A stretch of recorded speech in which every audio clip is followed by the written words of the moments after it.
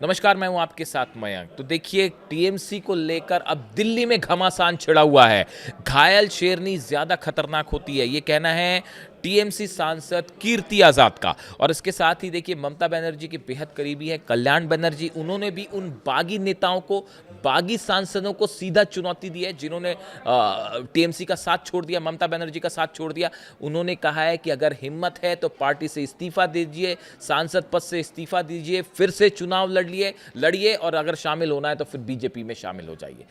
कल्याण बनर्जी ने इन बागी नेताओं को, बागी सांसदों को गद्दार तक कह दिया है। उनका कहना ऐसा है कि कल्याण बनर्जी को देखिए, एक तो ममता बनर्जी ने अपनी पार्टी का चीफ विप बना दिया है। लोकसभा स्पीकर ओम बिरला को एक लेटर लिखा गया है और लिखकर ये मांग की गई है कि तत्काल प्रभाव से जो है कल्याण बनर्जी को पार्टी का चीफ विप बना दिया जाए।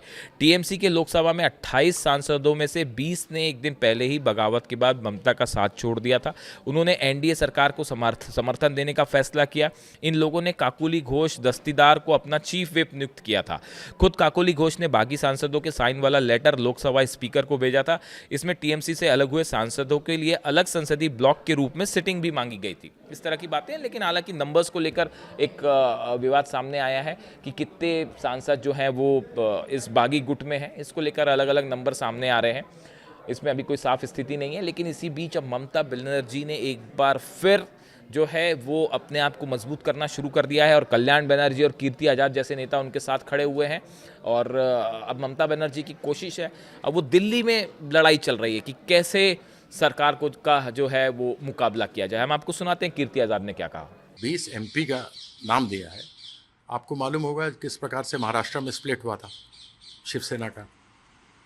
तो वहाँ तो एमपीज़ के नाम आए थे ना कि ये लोग अलग हो रहे हैं। तो यहाँ पर भी तो इनको बताना चाहिए ना कि वो 20 एमपी कौन से हैं, उनके सिग्नेचर कौन से 20 लोग हैं जो अलग हो गए हैं। लिस्ट तो ये देंगे ना ऑफिशियली। अब कहने के लिए तो मैं उड़ा दूँ हवा के 22 एमपी मेरे साथ हैं, तो मुझे बताना तो पड़ेगा ना 22 कौन है। कोई भी कुछ कह सकता है, 28 में 22 मेरे पास है, 23 मेरे पास है, मैं बोल दूँ तो। इतना मुझे मालूम है कि 12 लोग गए थे मिलने, उसके बाद 2-3 लोग और गए हैं। शुभेंदु अधिकारी के छोटे भाई के साथ 12 लोग वहाँ पे भूपेंद्र यादव के यहाँ मिले थे। तो ये तो मालूम है कि ये सब बीजेपी कर रही है। वहाँ पे शुभेंदु अधिकारी भी आए हुए थे, पहले से बैठे हुए थे, और 12 एमपी गए हैं शुरू में। ये तो मालूम है उनके छोटे भाई हैं, फिर वो 3 या 4 एमपीज़ को लेकर के आए हैं। तो ये सब तो भूपेंद्र यादव के यहाँ बीजेपी में हो रहा है। दोपहर को अमित शाह जी का आज लंच था मंत्रियों के साथ में, और पत्रकार थे। पत्रकारों को कह रहे थे कि हम बहुत सारे हैं लोग जो हमारे साथ में हैं, बीजेपी के भी पुराने साथी, उनको ले आएंगे। शत्रुघ्न सिन्हा का नाम आ रहा है। शत्रुघ्न सिन्हा जैसा कहाँ पहुँची हुई हैसियत, अंतर्राष्ट्रीय स्तर पर जाने वाले लोग, हज़ारों सिनेमा किए हुए हैं, लोगों को इतना लोकप्रिय मनोरंजन उन्होंने किया है, इतने सीनियर है, पार्लियामेंट में कैबिनेट मिनिस्टर रहे हैं।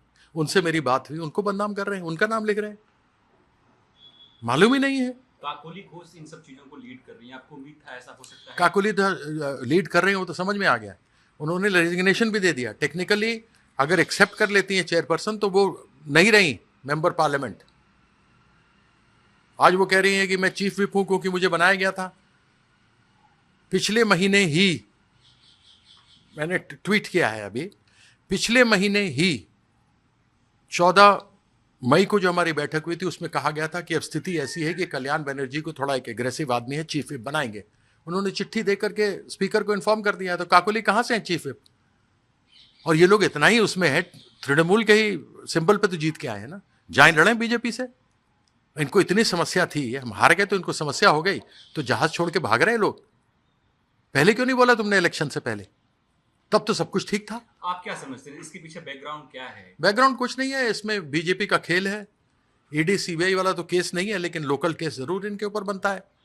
पुलिस से इनको डराया धमकाया जा रहा है। कई लोगों के तो ऑफिस तोड़े गए हैं, वो तो हम लोगों ने देखा ही है। काकोली तो खुद ट्वीट कर रही थी कि मेरा जो स्पोर्ट्स क्लब है उसको तोड़ दिया गया है।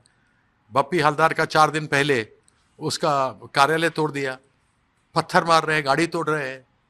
कुछ लोग तो इसलिए डरे हुए हैं। आप हैं ना? अरे मैं कहीं नहीं जाने वाला, मैं कहीं नहीं जाने वाला। दीदी के साथ हूँ, खड़ा हूँ। उन्होंने मैंने बीजेपी की इतनी सेवा की। मैंने भ्रष्टाचार का मुद्दा, मेरे कागज नहीं थे, कागज कॉर्पोरेट अफेयर्स मिनिस्ट्री के थे, जस्टिस विक्रमजीत सेन के थे, जिन्होंने खुद करवाई थी, जो एडमिनिस्ट्रेटर बैठे थे डीडीसीए पर। उसके बाद जब मैं लेके गया, सच्चाई सामने रखी, इन्होंने कुछ नहीं किया। मैंने प्रेस कॉन्फ्रेंस किया तो मुझे पार्टी से एंटी पार्टी एक्टिविटी, भ्रष्टाचार को उजागर करना, एंटी पार्टी एक्टिविटी मुझे निकाल दिया। तो दीदी ने मुझे कहां से निकाल करके किया? मैं कभी उनके साथ धोखा कर सकता हूं? कभी नहीं। गद्दारी मेरे खून में नहीं है, क्योंकि मेरे पिताजी एक स्वतंत्रता सेनानी थे। अब टीएमसी के साथ क्या होगा सर, जो ममता दीदी के साथ हैं, जो अभिषेक ममता दीदी, देखो ऐसा है, और लोग हैं पूरे सम्मान के साथ में। अखिलेश जी को उनके विरासत में मिली, बहुत अच्छा चला रहे हैं वो पार्टी। तेजस्वी को वैसे ही मिला, उद्धव जी को मिला, उन सबों का सम्मान है, वो पार्टी बहुत अच्छा चला रहे हैं। उद्धव जी की तो पार्टी ही तोड़ दी इन लोगों ने। बिहार में जो उन्होंने हरकत की वो सब जानते ही हैं, किस प्रकार से आरजेडी को तेजस्वी इतना अच्छा काम कर रहे थे, उसको कर दिया। अखिलेश के पीछे पड़े हुए हैं, है ना। लेकिन ममता दीदी ने पार्टी खुद अपने खून पसीने से खड़ा किया। उनके माथा फाड़ दिया गया था, उनको बालों से घसीटा गया था, उनके रिब्स तोड़ दिए गए थे, ये पसलियां तोड़ दी गई थी, उनको मार के फेंक दिया गया था कि मर गई है ये। उसके बाद उन्होंने संघर्ष में खड़ा किया। तो मैं इन लोगों से कहूंगा जो जीते हैं, जाओ लड़ो बीजेपी के सिंबल पर, जीत कराओ अगर जीत सकते हो तो, क्योंकि वह परिस्थिति अब नहीं रह गई है। तुमने तब भी वोट लूटा था, तुमने हमें हराया है, हम हारे नहीं है। तृणमूल हारी नहीं है, हराई गई है।